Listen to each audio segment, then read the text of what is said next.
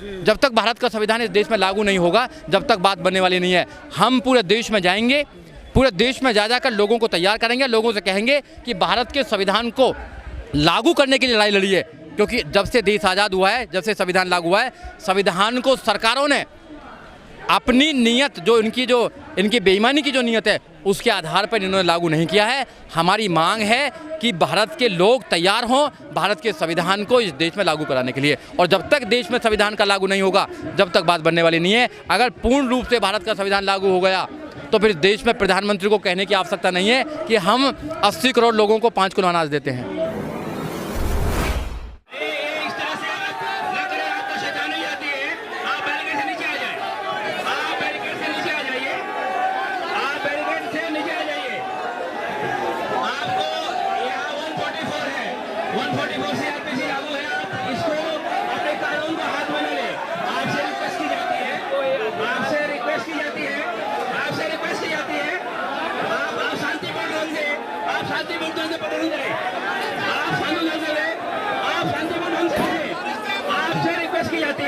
अन्यथा हमें कानूनी कार्रवाई करनी पड़ेगी। आपसे आपको आदेश दिया जाता है कि ये जगह खाली करें। आपको आदेश दिया जाता है ये जगह खाली करें। आपको आदेश दिया जाता है दिल्ली पुलिस की तरफ से, आप ये जगह खाली करें। इससे चोट लग जाएगी, आपको इससे चोट लग जाएगी। इस तरह की कार्रवाई, कानूनी कार्रवाई, इस तरह की कार्रवाई बिल्कुल अपराध है। इस तरह की कार्रवाई न करें। आपसे अपील की जाती है इस जगह को खाली करें।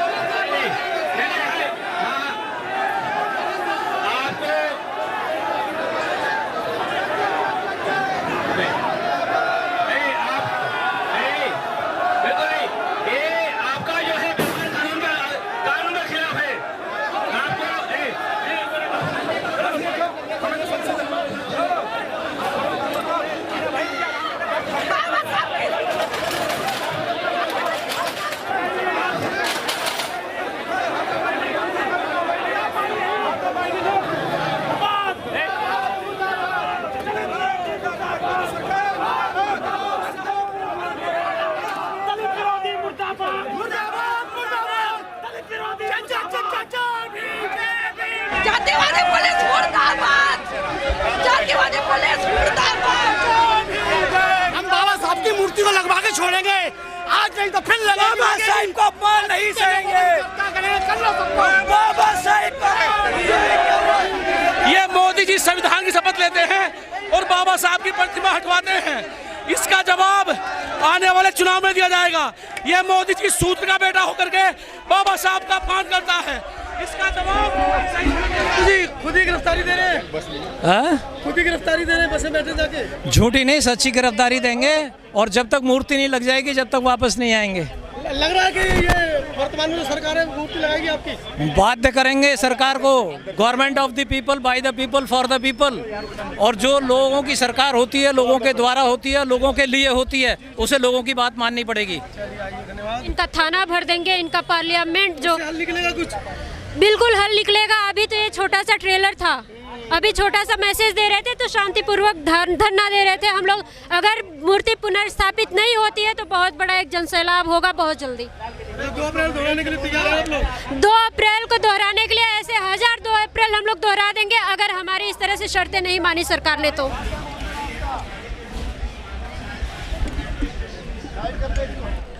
देखिए, इस मामले के पीछे एक बहुत बड़ी साजिश है जी ये जो स्टैचू बाबा साहब डॉक्टर अम्बेडकर का, ये ऐतिहासिक स्टैचू है। ये आम स्टैचू नहीं है बाबा साहब डॉक्टर अम्बेडकर का। इस स्टैचू के लिए हमारे जो बुजुर्ग लोग हैं उन्होंने आंदोलन किया, जेल भरी आंदोलन किया। जेलों में महिला भी गई, वहाँ पर महिलाओं ने, जो गर्भवती महिला थी गई थी, उनके बच्चे भी पैदा हुए। ये ऐतिहासिक मूर्ति है। ये इस देश के अम्बेडकरवादियों के लिए गौरव था। यहाँ पर 14 अप्रैल को लाखों करोड़ों लोग आते हैं बाबा साहब डॉक्टर अम्बेडकर के जन्मदिन को सेलिब्रेट करने के लिए। उस ऐतिहासिक मूर्ति का दर्शन करते हैं और वहाँ से प्रेरणा लेते हैं कि हम भी बाबा साहब डॉक्टर अम्बेडकर जैसा बनेंगे, अपने बच्चों को बाबा साहब डॉक्टर अम्बेडकर जैसा बनाएंगे। ये बाबा साहब डॉक्टर अम्बेडकर की विचारधारा को इस देश में कमज़ोर करना चाहते हैं। वैसे तो बाबा साहब डॉक्टर अम्बेडकर के नाम पर ये राजनीति करते हैं, मूर्ति पर माला चढ़ाते हैं, पर बाबा साहब डॉक्टर अम्बेडकर के विचारों पर ताला लगाने का काम करते हैं। ये अम्बेडकरवादी लोगों को, इस देश की महिलाओं को, इस देश के कमेरे लोगों को, इस देश के किसानों को, इस देश के मानवतावादी लोगों को, वैज्ञानिकवादी लोगों को, संविधानवादी लोगों को समझना चाहिए ये सरकार बाबा साहब डॉक्टर अम्बेडकर के भारत का, जो सपनों का भारत है, उसको ख़त्म करना चाहती है।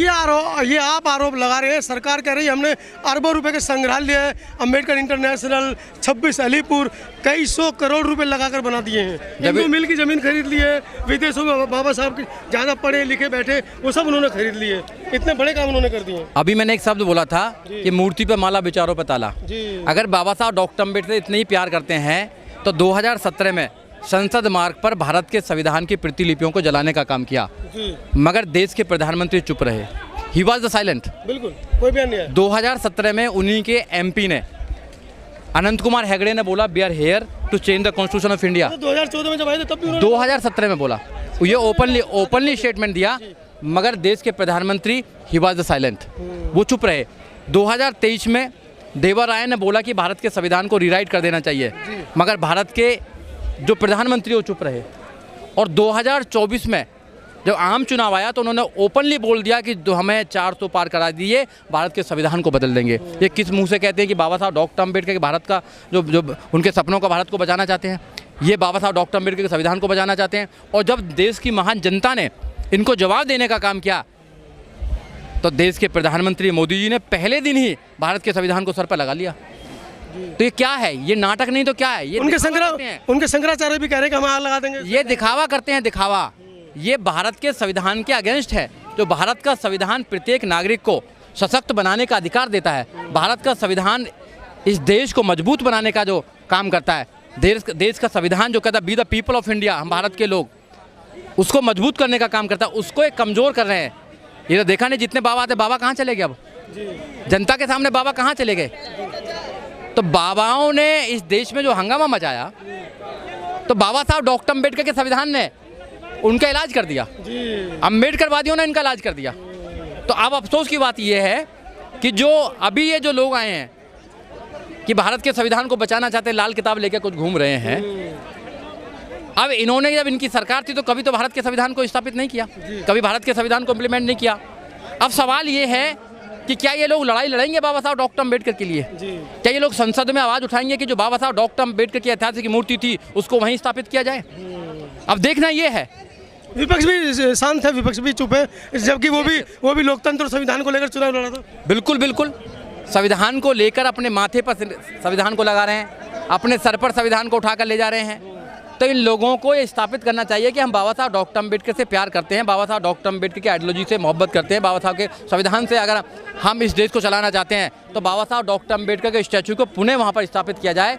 नहीं तो इस देश में बड़ा आंदोलन होना चाहिए। बड़ा आंदोलन करके इनको बताना चाहिए कि बाबा साहब डॉक्टर अम्बेडकर के सम्मान में कोई भी अगर तुमने ऐसा काम किया तो भारत के लोग, बाबा साहब डॉक्टर अम्बेडकर के मानने वाले लोग, उनके अनुयायी, भारत की महिलाएं आपको माफ़ करने के फिर मूड में नहीं है। आज भी 4 बसें भर के गई हैं युवाओं की। देखिए, हम जैसे बुजुर्ग तो खुद ही जाके बैठ के बस। हाँ, तो ये जो वही बुजुर्ग हैं जिन्होंने आंदोलन किया था, ये बुजुर्ग अगर घरों से निकल जाएं, जो रिटायर्ड जितने भी बुजुर्ग हैं समाज कर, वो घरों से निकल जाएं और अपना जो पुराना जो इनका जुनून था उस जुनून को स्थापित कर लें, तो देश में हम लोग इस देश में संविधान को स्थापित कर पाएंगे, अपनी सत्ता बना पाएंगे इस देश के अंदर।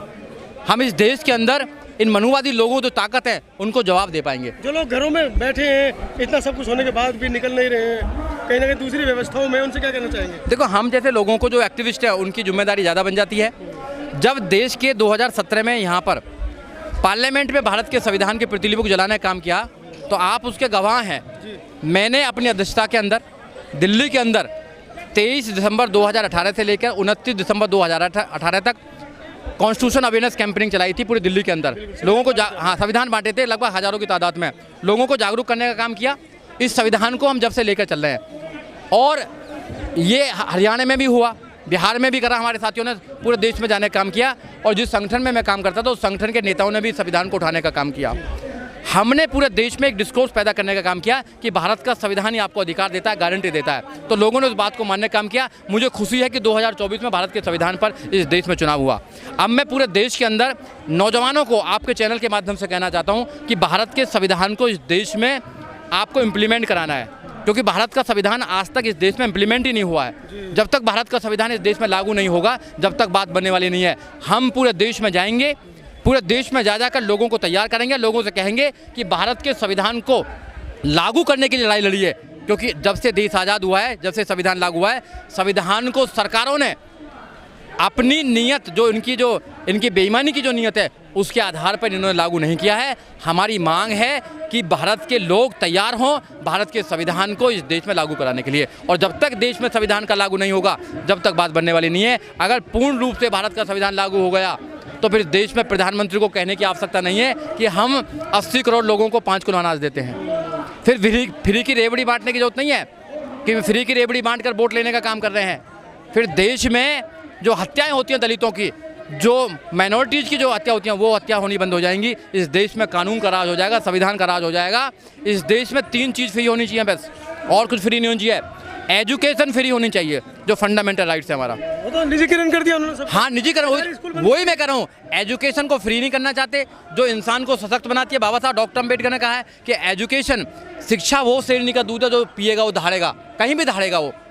आज हम बोल रहे हैं, आप बोल रहे हैं, शिक्षा के माध्यम से बोल रहे हैं, तो शिक्षा का प्राइवेट कर रहे हैं। शिक्षा में ठेकेदारी प्रथा कर दी है। एक एक आदमी के पास में एक मतलब 100 उनके कॉलेज बना रखे हैं। वो एजुकेशन माफिया बन चुका है। अब नीट का एग्ज़ाम आपने देखा, पेपर लीक हो रहे हैं, एजुकेशन का भट्टा बैठा दिया है। तो हमारी मांग है कि एजुकेशन फ्री होनी चाहिए। दूसरा, न्याय फ्री होना चाहिए। इस देश में एक जरा सा अगर कोई आदमी गलती से भी अगर कुछ हो जाता है और पुलिस उसको अपराधी बना देती है, तो 20 साल 30 साल तो उसको न्याय में जाना पड़ता है। आप तो खुद इस पेशे से हैं। हाँ। क्या अच्छा, इसी पेशे के लेकर बात कर लेते हैं। क्या मामला है, क्यों 20-20 30-30 साल तक केस चलते रहते हैं? सरकार की उदासीनता। सरकार ने ऐसा इंफ्रास्ट्रक्चर नहीं बना रखा है, इतने जज नहीं है, कॉम्पिटेंट जज नहीं है। वो एक मानसिकता को लेकर आते हैं कि वो लोगों को न्याय दे सकें। मैं सच्चाई बता रहा हूँ, जहाँ आप न्याय लेने जाते हैं वहाँ न्याय नहीं मिलता आपको केवल डेट मिलती है। आपका शोषण होता है वहाँ पर। आपके पास इतना पैसा नहीं है कि अच्छे अच्छे वकीलों को कर सको, 10-10 लाख 15-15 लाख रुपए आप दे सको आप वहाँ पर। तो जो न्याय है वो फ्री होना चाहिए, गवर्नमेंट की तरफ से होना चाहिए। न्याय को और अच्छा बनाना चाहिए। लोगों का विश्वास न्याय में होना चाहिए, न्यायालय में होना चाहिए। आपने देखा होगा हर शोषण के खिलाफ कहाँ जाता है, मैं कोर्ट में देखूंगा आपको। मगर कोर्ट से विश्वास होने लगा, खत्म होने लगा। अब जज कहते हैं कि भैया एक दिन में जज क्या करते हैं, रिजाइन करते हैं, दूसरे दिन बीजेपी ज्वाइन कर लेते हैं। जज क्या करते, जज उनका फेवर का ऑर्डर देते हैं, उनको राज्यसभा भेज दिया जाता है। तो जो जुडिशरी में ऐसा कुछ होगा तो फिर कैसे लोगों को विश्वास होगा? तो जुडिशरी फ्री होनी चाहिए, मतलब न्याय फ्री होना चाहिए। तीसरा, चिकित्सा फ्री होनी चाहिए, जो आम आदमी के लिए है। चिकित्सा, आदमी बिना दवाई के मर रहा है। 50-50 लाख लेके डॉक्टर बन रहे हैं, उन्हें भूखे मार। आपने देखा होगा जो ये प्राइवेट जो जितने भी हॉस्पिटल्स हैं, उन हॉस्पिटल में क्या है, उनको दिया जा रहा है ऑर्डर कि कोई भी आएगा उसका ऑपरेशन करो। अगर जला सा दर्द भी हो जाए ना, गैस का दर्द भी है, तो ऑपरेशन कर दो, बाईपास कर दो और पैसा बनाओ। बच्चे बिना ऑपरेशन के नहीं होंगे, पैसा बनाओ। तो ये जो चीज़ें हैं ये देश को नुकसान पहुंचा रही हैं। इसलिए सरकारें अच्छी बननी चाहिए, देश की लोगों के भला कर सकें, देश के संविधान को लागू कर सकें। आज की जो सरकारें हैं वो केवल पूंजीपतियों के साथ हैं। वो पूंजीपतियों को आगे लेके आना चाहती हैं, उनको ही व्यापारी बनाना चाहती हैं। चंद पूंजीपतियों को देश की सारी संपदा को देना चाहती हैं। और जो इस देश में जो 90-85% लोग इस देश से मोहब्बत करते हैं, सुबह सुबह सफाई करते हैं, देश का निर्माण करते हैं, सड़क से लेकर संसद तक का निर्माण करते हैं, वो लोग बेचारे खाने तक के लिए मोहताज हैं। गरीबी इतनी बेहाल है कि प्रदेश के प्रधानमंत्री को कहना पड़ रहा है ओपनली, और बड़े शौक से कह रहे हैं, जैसे बड़े गर्व से कह रहे हैं कि हम 80 करोड़ लोगों को 5 किलो अनाज दे रहे हैं। अरे भाई, आपको देखना चाहिए। शीशा में भी कभी देखते हो? नहीं देखते। कभी अपना चेहरा शीशा में देखते हो आप? जिन लोगों ने आपको प्रधानमंत्री बनाया, आप तो कहते हैं मैं गरीब का बेटा हूं, मुझे प्रधानमंत्री बनने का अधिकार नहीं था। जिस संविधान ने आपको प्रधानमंत्री बनाने का अधिकार दिया उस संविधान को बदलने का बात करते हो, पर आप साइलेंट हैं। प्रधानमंत्री ऑलवेज साइलेंट, वो हमेशा साइलेंट रहते हैं और वैसे कहते हैं कि दलितों को मत मारना, मारना तो मुझे मारो। ये इशारा देखिए ना, आप लोग उनका जितने वो करते हैं, ड्रामा करते हैं, शायद बड़े से बड़ा अच्छा एक्टर भी ना कर पाए। संविधान की बात आई तो लगा लेते हैं, माथे से लगा लेते हैं। दलितों पर अत्याचार होता है तो दलितों के पैर धो लेते हैं। तो ये ढोंग नहीं चाहिए आप। अबे हमें संविधान को लागू करना चाहिए। वो लोग संसद में चाहिए, उन लोगों की सरकार चाहिए जो रियली में मानवता की बात करे, संविधान की बात करे, विज्ञान की बात करे, तर्क की बात करे, इस देश को आगे बढ़ाने की बात करे। ऐसे लोग चाहिए संसद में, ऐसे लोग चाहिए सरकारों में। ऐसे लोग ही आंदोलन को आगे लेके जा सकते हैं, ऐसे लोग ही समाज को आगे कुछ दे सकते हैं।